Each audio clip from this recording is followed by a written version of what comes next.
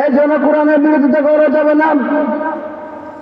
এক আল্লাহ বলেন, রাত্রে ঘুমাচ্ছেন, ঘুমানোর মধ্যে স্বপ্ন দেখতেছেন পৃথিবীর সমান একটা মাঠ, মাঠের মধ্যে একটা বাঘ ওদিকে দৌড়াচ্ছে, ওদিকে দৌড়াতে অনেক দৌড়তেছেন, হঠাৎ করে দেখেন একটা গর্ত। উনি কি করলেন? দৌড়তে দৌড়তে ওই গর্তের মধ্যে চলে গেলেন।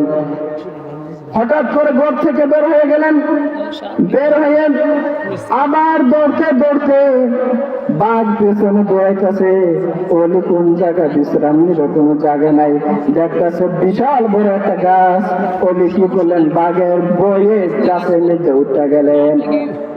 হঠাৎ করে আল্লাহর ওলি ঘুম ভেঙে গেল।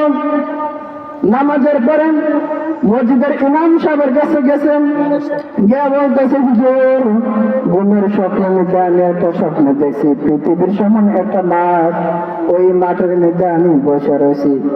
হঠাৎ করে একটা বাঘ আমাকে দৌড়াচ্ছে, দৌড়াতে দৌড়াতে আমি সামনে গেলাম, গিয়া দেখতেছে একটা ঘর, গর্তের মধ্যে কিছু সাপ বিচ্ছু দেখলাম। সাপ বিচ্ছু দেখে আমি আবার দৌড়তে শুরু করলাম। দৌড়তে দৌড়তে বিরাট বড় একটা গাছ, বিশ্রাম নেওয়ার মতন কোনো জায়গা নাই। আমি গাছের মধ্যে উঠলাম, উঠতে উঠতে গাছের আঘাত উঠলাম। গাছের আগার মধ্যে যখন উঠলাম, উঠে দেখি গাছের উপরে একটা মধুর বাসা। কিসের বাসা? মধুর বাসা। অলি মনে করতেছেন গাছের আঘাত তো আমি উঠছি, বাসি বা না বাসি বলতে তো পারি না, একটু মধু খাইয়া নেই। পৃথিবীর শ্রেষ্ঠ খাবার মধ্যে একটা খাবারের নাম হলো মধু, এই জন্য আমি একটু মধু খাইয়া নেই। অলি কি করলেন? মধু খাইলেন।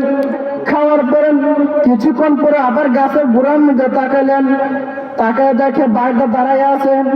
আবার আবার নজর দিলেন, নজর দিয়ে দেখতেছেন দুটা ইঁদুর দেখা যায়। কি দেখা যায়? দুটা ইঁদুর দেখা যায়। একটা হলো সাদা ইঁদুর আর একটা হলো কালো ইঁদুর। ওলিকে বলতেছেন, তখন মসজিদের ইমাম সাহেব দেখা দিতেছে, হ্যাঁ তুমি শোনো, পৃথিবীর সমান যে একটা মাঠ দেখছো, ওই মাঠটা হলো তোমার পৃথিবী। বলেন না সুবহানাল্লাহ। হঠাৎ করে দেখছেন একটা বাঘ তোমাকে দৌড়াচ্ছেন, ওই বাঘটা হলো আজরাইল।